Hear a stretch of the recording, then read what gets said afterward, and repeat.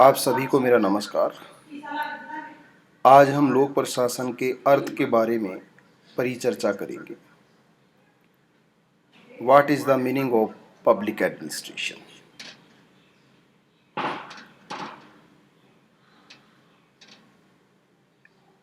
आप देख सकते हैं कि यहाँ एडमिनिस्ट्रेटिव स्टेट वर्ड लिखा गया है, प्रशासनिक राज्य शब्द लिखा गया है, जिसके बारे में हम आगे स्लाइड के बाद परिचर्चा करेंगे। लोक प्रशासन मानवीय जीवन के लिए एक महत्वपूर्ण विषय है जो प्रत्यक्ष या अप्रत्यक्ष रूप से मानवीय जीवन की उत्पत्ति के साथ जुड़ा हुआ है। इसका मतलब है public administration is a oldest discipline as a action. लोक प्रशासन एक क्रिया के रूप में मानवीय जीवन की उत्पत्ति के साथ जुड़ा हुआ है। यह नगरीय सभ्यताओं की उत्पत्ति के साथ जुड़ा हुआ है। जब सिविलाइजेशन एरा की बात हम करते हैं,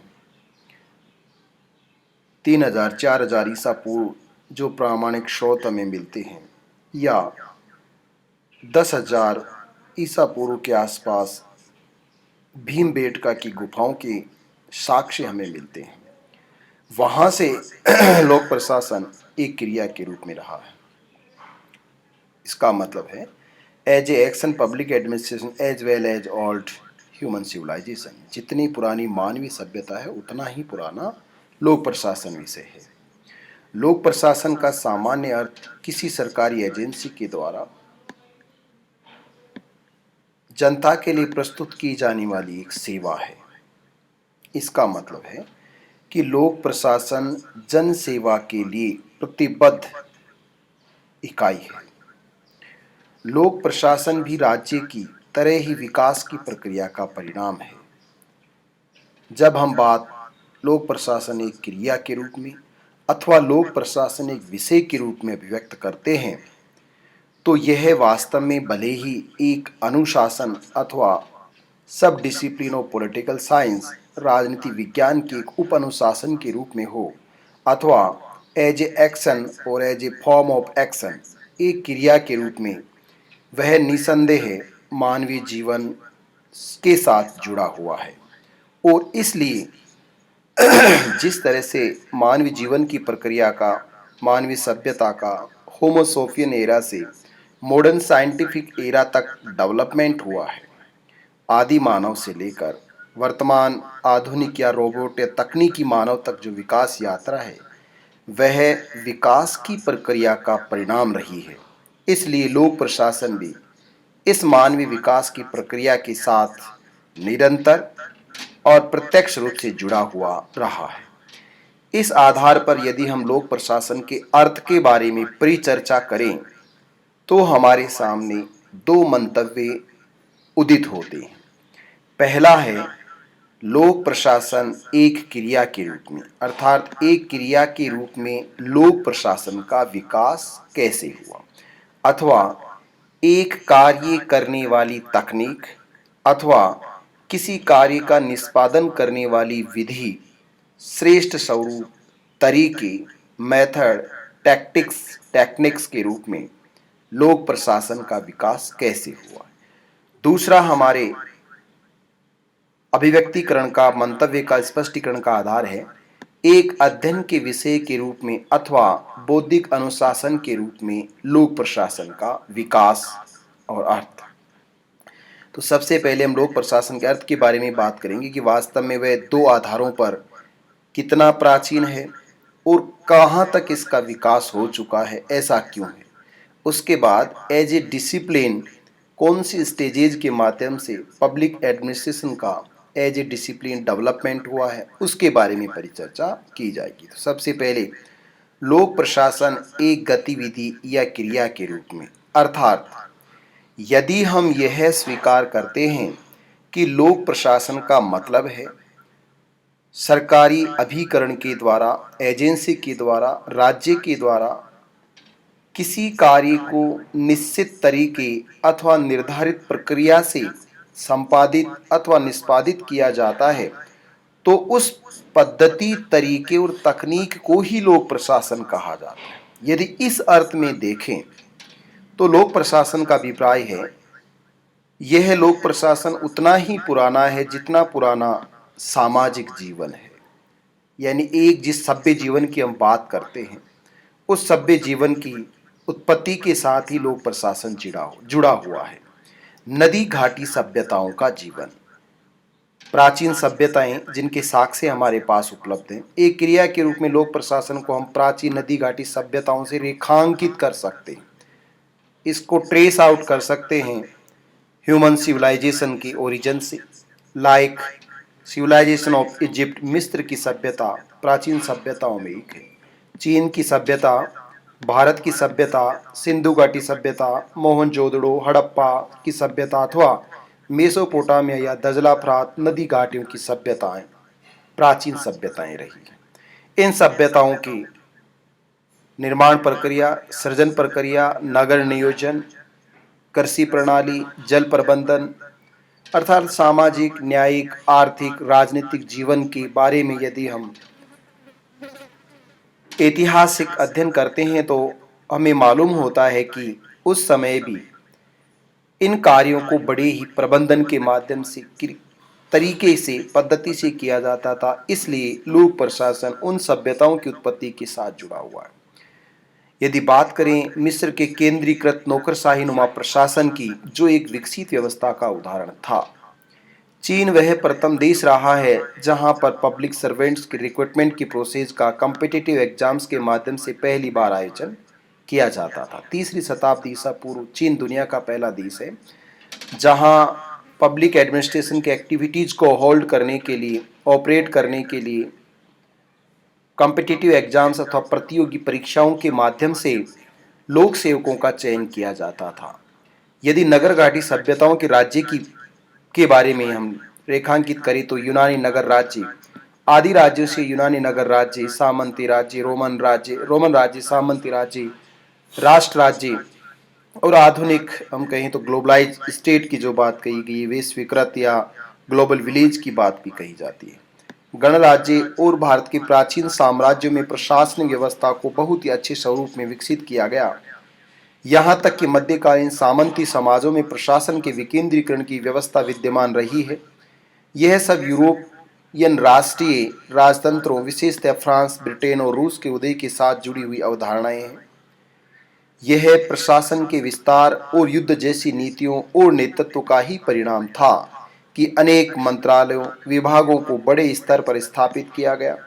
लोकतंत्र के विकास ने इसमें आमूल अथवा आमूलकारी परिवर्तन कर दिया। बड़े स्तर पर प्रशासनिक व्यवस्था की प्रकृति में बदलाव आने लगा और जब पहली बार 18वीं शताब्दी में औद्योगिक क्रांति का आगमन हुआ तो इसने संपूर्ण प्रशासनिक मशीनरी को, तस्वीर को बदल कर रख दिया। हाल ही में नवोदित संगठनों यानी कि राज्य और प्रशासन की पद्धतियों ने प्रशासनिक गतिविधियों को बहुत जटिल बना दिया। पहले विश्व युद्ध और दूसरे महायुद्ध के परिणाम स्वरूप उत्पन्न पुनर्निर्माण और पुनर्वास की समस्याओं का समाधान करने के लिए एडमिनिस्ट्रेशन की बड़े स्तर पर आवश्यकता हुई, अर्थात एक ऐसा उत्कृष्ट और कुशल तरीका, रणनीति, योजना, कार्यक्रम, परियोजना जिसके माध्यम से ऐसे राज्य जिनका जो तबाह हो चुके हैं, जिनका अंत हो चुका है, जो तहस नहस हो चुके हैं, जो विखंडित हो चुके हैं, जो टूट कर बिखर गए हैं, उनको फिर से कैसे रिकंस्ट्रक्ट किया जाए, उनको फिर से कैसे पुनर्स्थापित किया जाए, यह एक बड़े ही एडमिनिस्ट्रेटिव फंक्शन का काम था।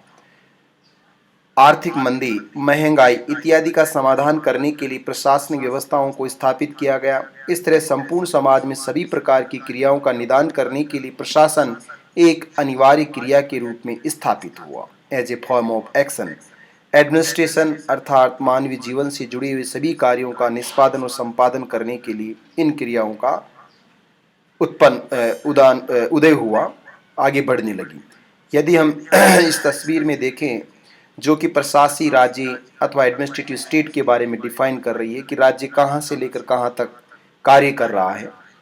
यदि प्राचीन सभ्यताओं की बात करें तो आदि मानव होमो सेपियंस एरा से आप देख रहे हो कि कोई ना कोई कार्य करने का फंक्शन ऑपरेट करने का, निष्पादित करने का, प्रकार्य निष्पादित करने का एक तरीका होता है, और उस तरीके और मेथड और श्रेष्ठ अथवा कुशल तकनीक को ही प्रशासन कहा जाता है।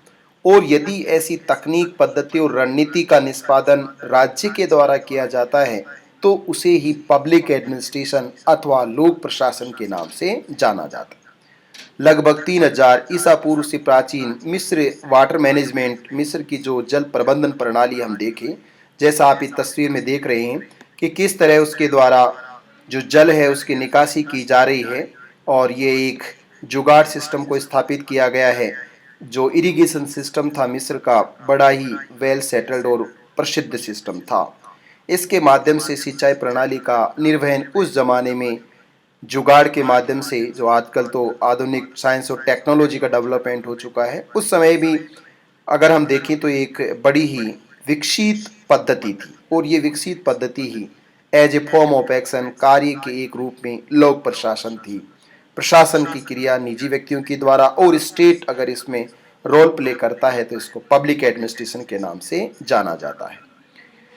राज्य, जिसे आजकल प्रशासकीय राज्य अथवा एडमिनिस्ट्रेटिव स्टेट अथवा वेलफेयर स्टेट या कल्याणकारी राज्य कहा जाता है, ऐसा राज्य जो जनहित में, जनता के लिए ज़्यादा से ज़्यादा, अधिक से अधिक फंक्शन को ऑपरेट करता है, कार्यों का निष्पादन करता है, भले ही वो सोशल सिक्योरिटी से जुड़े हुए हो, हेल्थ से जुड़े हुए हो, एजुकेशन से जुड़े हो, अथवा हम कह सकते हैं कि मानव की मूलभूत आधारभूत दैनिक आवश्यकताएं, रोटी, कपड़ा, मकान, शिक्षा, स्वास्थ्य, इनसे जुड़ा हुआ हो, तो भी उसे एक एडमिनिस्ट्रेटिव स्टेट के रूप में डिफाइन किया जा सकता है।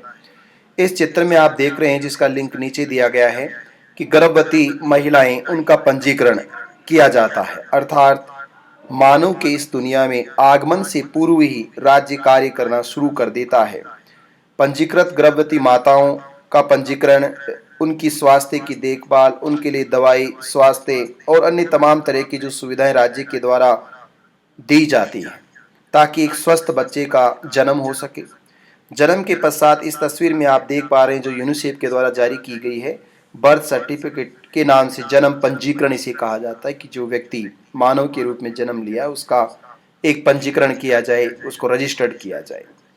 यह भी राज्य का कार्य है। और मानव जिसने जन्म लिया है, जन्म और मृत्यु जो अंतिम सत्य के रूप में, जैसा भगवत गीता में वासुदेव कृष्ण यादव कहते हैं, ऐसे ही जीवन चक्र चलता है। तो ये जन्म और मृत्यु का जीवन चक्र है। और इसके बाद भी मृत्यु प्रमाण पत्र, यानी जन्म लेने से पहले और जन्म लेने पर और मृत्यु के बाद भी राज्य की एक एक्शन के रूप में आवश्यकता। तो ये कार्य जो राज्य कर रहा है वह मानवीय सभ्यता की उस उत्पत्ति से जुड़ा हुआ है, जो निसंदेह इसे एडमिनिस्ट्रेटिव स्टेट का स्टेटस प्रदान करता है, प्रशासकीय राज्य के रूप में परिवर्तित करता है।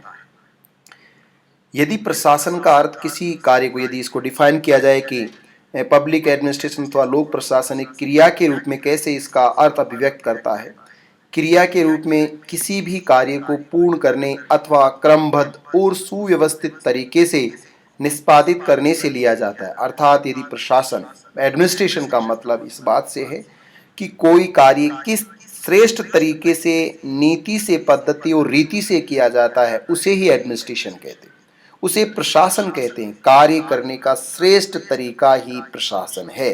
और यदि यह कार्य निजी व्यक्तियों के द्वारा किया जाता है तो वह प्राइवेट एडमिनिस्ट्रेशन है, और स्टेट के पार्ट्स के द्वारा किया जाता है तो इसे लोक प्रशासन अथवा पब्लिक एडमिनिस्ट्रेशन के नाम से जाना जाता है। श्रेष्ठ शैली से किया गया कार्य ही प्रशासन होता है। मिस्र की सभ्यता में जल प्रबंधन का कार्य, जैसे जिक्र किया मैंने अभी, पिरामिडों के निर्माण का कार्य, डेड बॉडी, मृत शवों को दीर्घ काल तक, मम्मी जिनको आप कहते हो, संरक्षित करने का कार्य निसंदेह एक श्रेष्ठ पद्धति का कार्य था। हर किसी के लिए, प्रत्येक मानव के लिए ऐसा आसान नहीं है कि वर्षों तक, शताब्दियों तक ऐसे डेड बॉडी को आप सुरक्षित, संरक्षित रख सको। ठीक जैसे कि संगठन की सबसे छोटी इकाई परिवार जिसे कहा जाता है, परिवार का संचालन करना भी एक प्रशासनिक क्रिया है। अर्थात श्रेष्ठ शैली से कार्य करना ही प्रशासन है। कार्य की इस श्रेष्ठतम शैली का संबंध यदि व्यक्तिगत जीवन से होता है तो वह प्रशासन है। और सार्वजनिक जीवन से होता है तो उसे लोक प्रशासन कहते हैं। इन दोनों के बीच का संबंध ही निजी और सरकारी प्रशासन में विभेदीकरण करता है, इनकी भिन्नताओं को अभिव्यक्त करता है। जब से राज्य रूपी संगठन का उदय हुआ है, तब से राज्य का प्रशासन कार्य करने का तरीका लोक प्रशासन के नाम से इसे पहचान मिली है। यह क्रिया रूपी प्रशासन राज्यों के संदर्भ में राज्यों के विकास के उद्गम से जुड़ी हुई अवधारणा है। ओरिएंट स्टेट से लेकर वर्तमान नेशन स्टेट तक यह प्रक्रिया आगे बढ़ती है। कबीला राज्यों से प्राचीन राज्य, सिटी राज्य, नगर राज्य, यूनानी राज्यों से लेकर रोमन राज्यों तक और सामंती राज्यों से वर्तमान राष्ट्र राज्यों तक प्रशासन और लोक प्रशासन एक क्रिया के रूप में आगे बढ़ रहा है। यह विश्व राज्य की प्राकल्पना तक विस्तृत हो चुका है। विज्ञान और तकनीकी विकास ने राज्यों के मूल स्वरूप को पूर्णतः बदल दिया है। अब सरकारी और निजी प्रशासन में कोई विशेष अंतर नहीं रहा है, क्योंकि मानवीय जीवन से जुड़े हुए अधिकांश कार्य प्राइवेट ऑर्गेनाइजेशन, एजेंसी, कमीशंस के द्वारा किए जा रहे हैं। इसलिए निजी अभिकरण और सरकारी अभिकरण में नाम मात्र का अंतर रह गया है। सुशासन की अवधारणा ने प्रशासन को एक नवीन स्वरूप प्रदान कर दिया है। आज नगरीय सभ्यता या नदी घाटी सभ्यताओं से शुरू होने वाला लोक प्रशासन एक क्रिया के रूप में अथवा आदि मानव के द्वारा जंगल में किए जाने वाले शिकार के तरीके या पद्धति से शुरू होकर यह अंतरिक्ष की अनंत यात्रा तक विस्तृत हो चुका है, फैल चुका है। एक क्रिया के रूप में लोक प्रशासन वार्ड सभा, ग्राम पंचायत से लेकर वैश्विक ग्राम या ग्लोबल विलेज, विश्व राज्य, विश्व संगठनों तक और उनके द्वारा निष्पादित की जाने वाले कार्यों के स्वरूप में क्रिया के रूप में, तो यह है पब्लिक एडमिनिस्ट्रेशन एक क्रिया के रूप में आदि मानव की उत्पत्ति से लेकर वर्तमान विश्व राज्य या विश्व गांव, वैश्विक गांव, ग्लोबल विलेज तक विस्तृत हो चुका है। यदि हम लोक प्रशासन के अर्थ को एक विषय और डिसिप्लिन, अनुशासन के रूप में इसके अर्थ को अभिव्यक्त करें तो हम देखते हैं कि यह आधुनिक शताब्दी की देन है। 18वीं शताब्दी में इसका उदय हुआ है।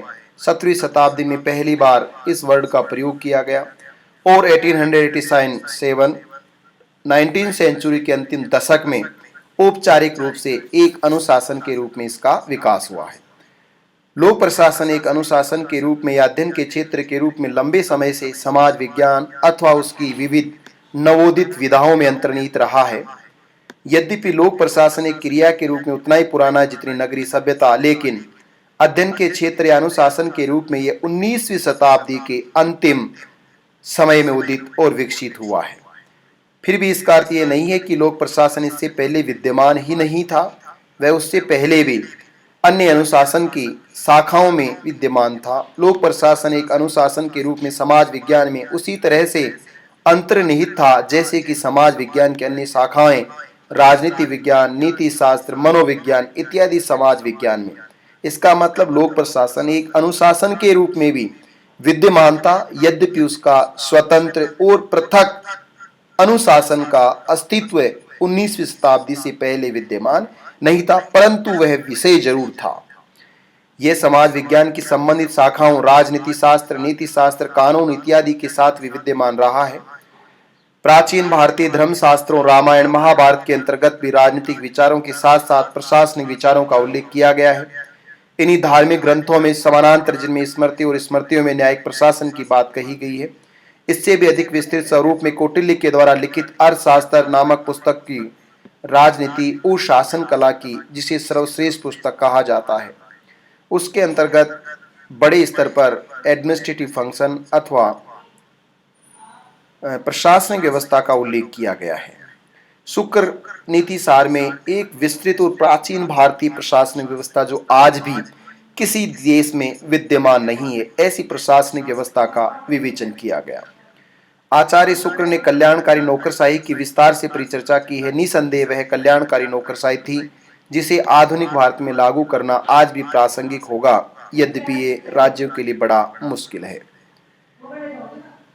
एक विषय अनुशासन के रूप में लोक प्रशासन न केवल प्राचीन भारतीय राजनीतिक चिंतन में विद्यमान रहा है, अपितु पाश्चात्य राजनीतिक चिंतन में भी इसके स्पष्ट साक्ष्य दिखाई देते हैं। प्राचीन काल में महान चीनी दार्शनिक कन्फ्यूशियस की शिक्षाएं, एजुकेशन ऑफ कन्फ्यूशियस में एडमिनिस्ट्रेटिव थ्योरीज का विस्तार से वर्णन किया गया है। राजनीति विज्ञान के पिता और यूनानी शोधार्थी अरस्तु, जिन्होंने दी पॉलिटिक्स जो 8 भागों में लिखी गई है, प्रशासनिक व्यवस्था का भी विवेचन किया है। पुनर्जागरण से पहले अंधकार युग में लोक प्रशासन विस्तृत स्वरूप से दिखाई नहीं देता, परंतु इसके बाद मध्यकालीन पाश्चात्य राजनीतिक चिंतन में, पुनर्जागरण के चिंतन में, मैकियावेली के उदय के बाद यह हमें स्पष्ट रूप से दिखाई देता है। इतालवी लेखक और राजनीतिज्ञ मैकियावेली के द्वारा लिखी गई पुस्तक द प्रिंस के अंतर्गत शासन कला और प्रशासन के संदर्भ में विस्तार से परिचर्चा की गई है। ये एक अनुशासन के रूप में लोक प्रशासन का मिश्रित स्वरूप वाला इतिहास रहा है। आधुनिक राष्ट्र राज्यों में शोधार्थियों के द्वारा राजनीति विज्ञान और प्रशासनिक मामलों में प्रयुक्त की गई पद्धतियों के माध्यम से इसके अध्ययन को विस्तृत स्वरूप दिया गया है। इसका मतलब है कि राजनीति विज्ञान में भी वह लगभग 2200 वर्षों पूर्व अध्ययन कराए जाने वाला विषय रहा है, जो 19वीं शताब्दी में राजनीति विज्ञान से पृथक एक लोक प्रशासन विषय के रूप में अमेरिका में उदित हुआ। लोक प्रशासन शब्द का प्रयोग सर्वप्रथम 17वीं शताब्दी में यूरोपियन राजतंत्रों के संदर्भ में किया गया। यूरोपियन राजतंत्र में राजा के निजी कार्यों को और जनता से जुड़े अर्थात सार्वजनिक कार्यों को पृथक करने की परंपरा आरंभ हुई, अर्थात लोक प्रशासन और प्रशासन में विभेद करने की प्रक्रिया। यहीं से लोक प्रशासन शब्द पहली बार अनुप्रयोग में लिया गया, लेकिन इस समय तक 17वीं शताब्दी तक लोक प्रशासन के अर्थ को किसी भी स्तर पर एज ए डिसिप्लिन के रूप में डिफाइन नहीं किया गया था, लेकिन शब्द प्रयुक्त हो चुका था। 18वीं शताब्दी में आप देखिए कि लोक प्रशासन के अर्थ और क्षेत्र को एक अनुशासन के रूप में पहली बार परिभाषित किया।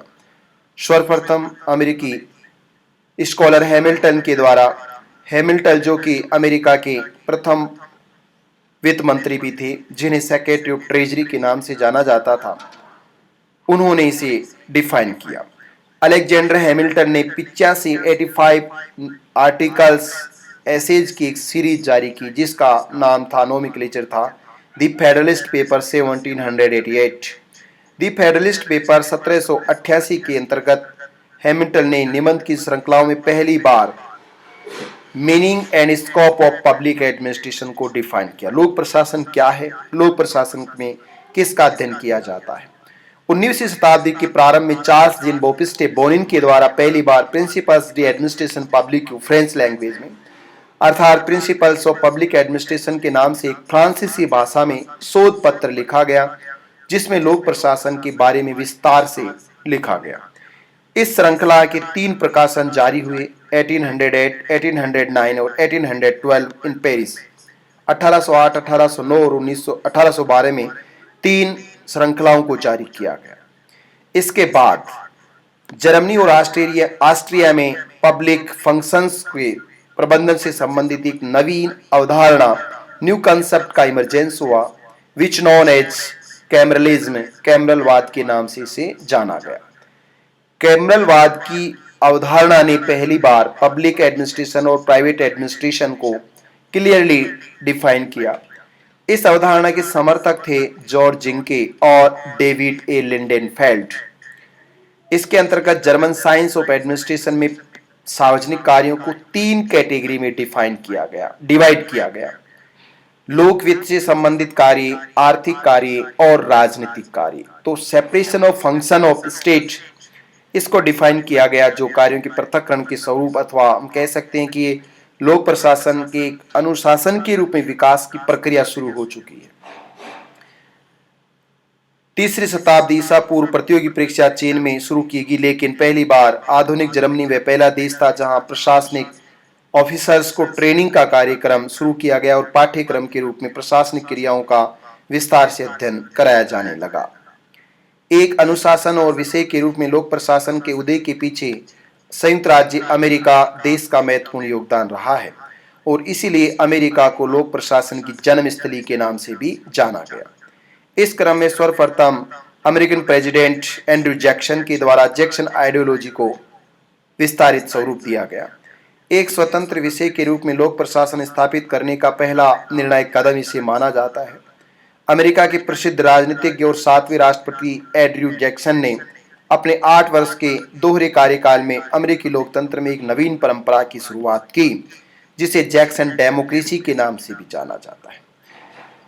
एडमिनिस्ट्रेटिव ऑफिसर्स के अपॉइंटमेंट को लेकर एक नवीन प्रणाली का उदय हुआ, जिसे स्पॉइल सिस्टम, पैतृक व्यवस्था, पितृशाही अथवा लूट प्रणाली के नाम से जाना गया। अर्थात एक स्वतंत्र राजनीतिक गतिविधि जिसमें जनता के प्रतिनिधि अपनी पसंद या जानकार या रिश्तेदार लोगों को बड़े बड़े प्रशासनिक पदों पर अपनी इच्छा से नियुक्त करते हैं।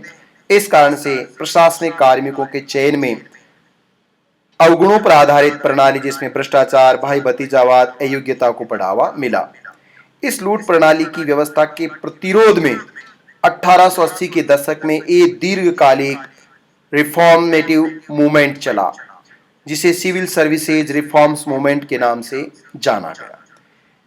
1883 में कांग्रेस के द्वारा पेडल्टन एक्ट, दी पेडल्टन सिविल सर्विस रिफॉर्म्स एक्ट पारित किया गया, जिसे प्रेसिडेंट चार्ल्स ए आर्थर के द्वारा 16 जनवरी 1883 को स्वीकृति प्रदान की गई। इस बिल को प्रस्तुत करने वाले सीनेटर जॉर्ज पेडल्टन थे, इसलिए उनके नाम पर इसे पेडल्टन एक्ट भी कहा जाता है।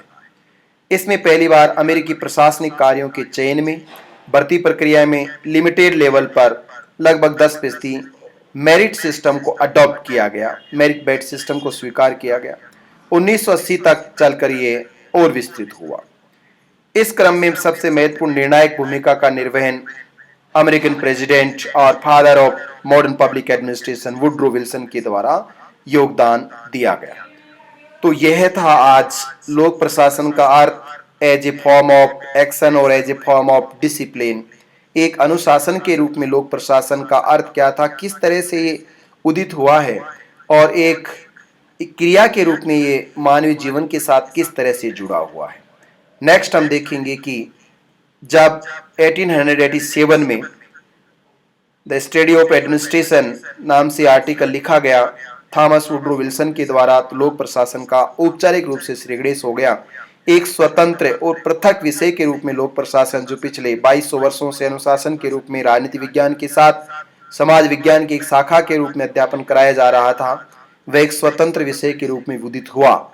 इसके बाद 1887 से लेकर वर्तमान तक लोक प्रशासन का एज ए डिसिप्लिन कहां तक विकास हो चुका है, कौन सी थ्योरीज, प्रिंसिपल्स ऑफ ऑर्गेनाइजेशंस का डेवलपमेंट किया जा चुका है, किस तरह से उसकी एक इंडिपेंडेंट डिसिप्लिन के रूप में आइडेंटिटी, पहचान स्थापित हुई है, इसके बारे में जिक्र किया जाएगा। और उसके बाद लोक प्रशासन की परिभाषाओं के बारे में, नेचर ऑफ पब्लिक एडमिनिस्ट्रेशन के बारे में, स्कोप ऑफ पब्लिक एडमिनिस्ट्रेशन के बारे में, और प्राइवेट एडमिनिस्ट्रेशन और पब्लिक एडमिनिस्ट्रेशन, निजी प्रशासन और सार्वजनिक प्रशासन में क्या अंतर है, इस पर परिचर्चा की जाएगी। लोक प्रशासन प्रशासन का विज्ञान है। लोक प्रशासन के पिता थॉमस वुड्रो विल्सन की कलम से। Thomas Woodrow Wilson states that public administration is A science of administration. वह प्रशासन का विज्ञान है। Thank you so much.